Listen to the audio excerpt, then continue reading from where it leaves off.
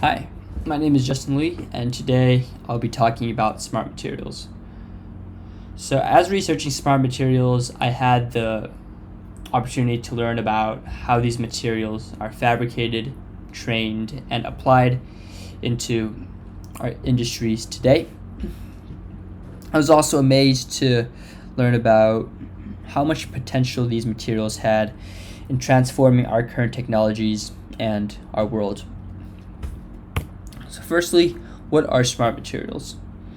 Smart materials are a group of materials that are able to alter their geometric and physical properties significantly due to environmental change. Some examples of smart materials include piezoelectrics, shape memory alloys, shape memory polymers, hydrogels, electroactive polymers, and many more. And smart materials are created by material scientists when they synthesize various elements in order to create a new material that is able to be trained and respond to environmental stimuli the way we want. So, for example, as you can see, here is a smart material right over here, and this smart material is one that changes its geometric shape in response to temperature, the temperature of the environment. As you can see, when this material is cooled down, it will assume this shape.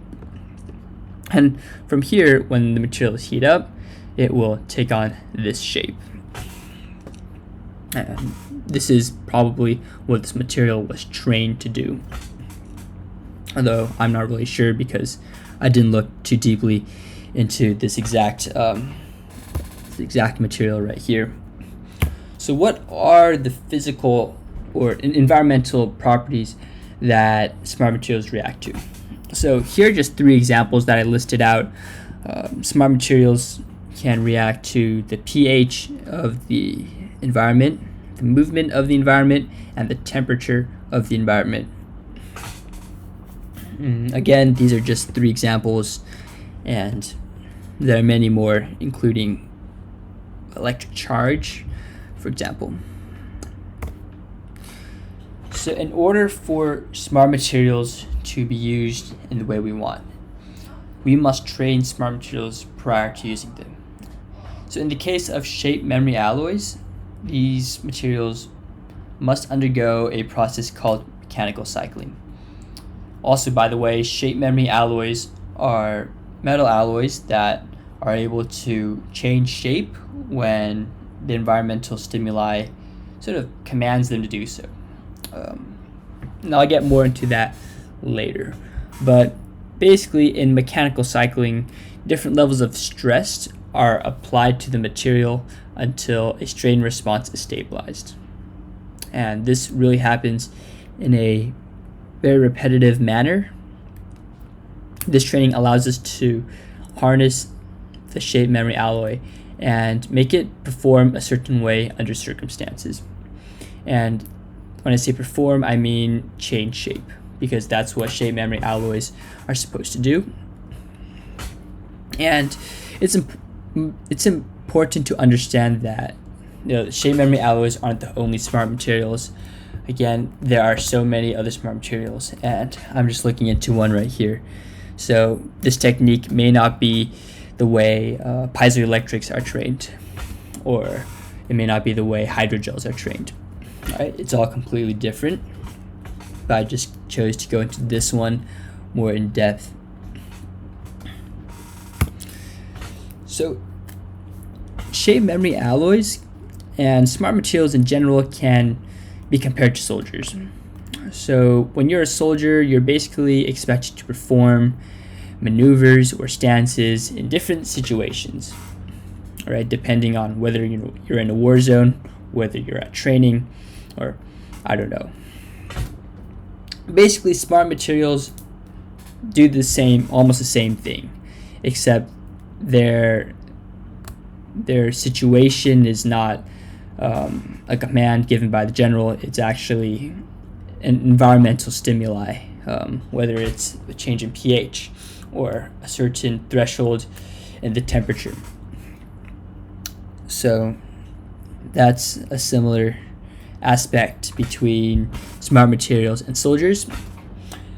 Something else that's similar is the method of training. So a lot of Smart Materials have to undergo a repetitive type of training in order for them to basically perform precisely when commanded.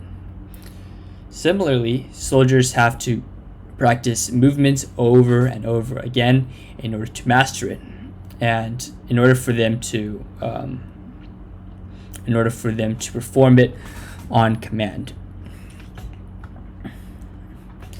So here's some applications of Smart Materials. First, we have piezoelectric paint.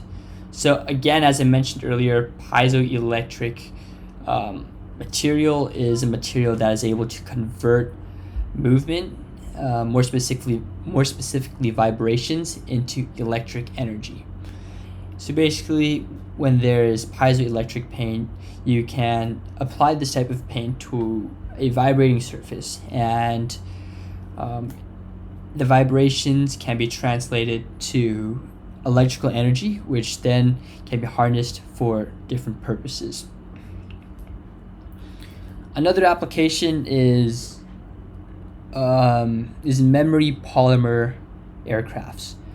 As you can see, memory polymers are almost the same thing as shape memory alloys, except that instead of being made of alloys, they're composed of polymers. So as you can see right over here, this wing will actually change shape in response to environmental stimuli, such as air pressure or temperature, something like that.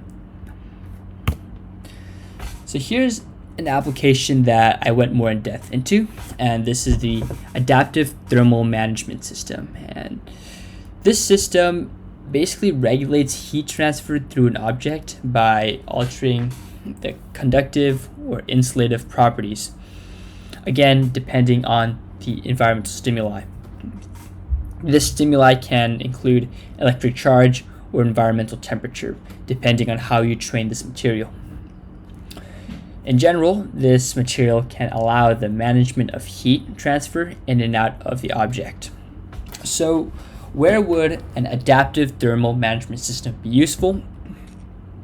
This technology could be applicable to fluid transfer systems, refrigerated teleportation, storage vessels, aircraft structures, or basically any application that involves the regulation of temperature or heat transfer. Another application is the stent. And basically, as you can see right over here, this is a stent that is used to open arteries. And this stent is created by shape memory alloys.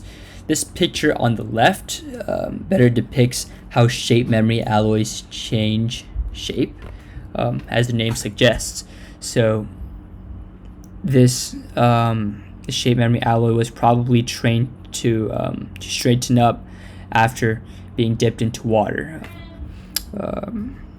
As you can see, you can just dip it into water, it can change shape, and now it's basically a straight wire. So shape memory alloys are, in this picture, are used to construct a self-expandable stent that is used to open arteries. And this stent can expand in response to the temperature of the external environment.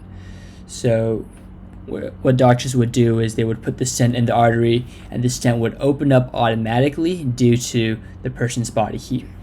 Therefore, this stent would eliminate the need for doctors to even consider the precise stent design or implementing a stent with a balloon. In addition, these shape memory alloy stents are made of lightweight, low-cost materials, and the physical properties are actually very fitting for their job. They actually have high elastic deformation, which helps the stent mold into the artery that it's being implanted in, and this just makes the process a lot better. The last application I'll talk about is a temperature-sensitive coating that can measure temperatures up to 600 degrees Celsius. And just like the stent that I talked about before, this coating responds to the temperature of the external environment. This coating is produced from hematite and changes from a reddish-brown color at room temperature to a black-gray color at 600 degrees Celsius. There are actually many industries that would require the measurement of such extreme temperatures, including the aerospace and automotive industry. And this this coating can be used frequently for testing purposes. So yeah, that was about all I had for shape memory alloys.